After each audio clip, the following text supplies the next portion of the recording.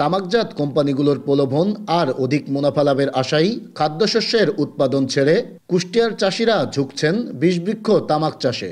গত বছর জেলায় 10,931 হেক্টর জমিতে তামাক চাষ হলেও এবছর তা বেড়ে দাঁড়িয়েছে 11,385 হেক্টরে। ফলে দিন দিন কমে আসছে অন্যান্য ফসলের চাষাবাদ। ক্ষতিকর জেনেও অধিক মুনাফা লাভের আশায় তামাক চাষে ঝুঁকছে এ অঞ্চলের চাষিরা। এতে হুমকির মুখে পড়েছে জেলার খাদ্যশস্য উৎপাদন।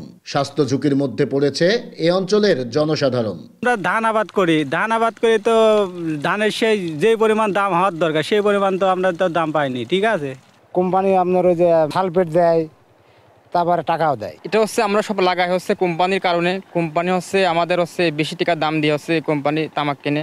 ক্ষতি হলেও মনে করেন ওই বারবার দিয়ে একবারে আসে হইলে বড় হিসাব। চাষি কোনটা করে যে কোনো একটা তো করতে হবে, চাষি তো কর্ম করাই লাগবে। চিকিৎসকরা বলছেন তামাক চাষ ও ব্যবহারের কারণে হতে পারে ক্যান্সার সহ নানা জটিল রোগ।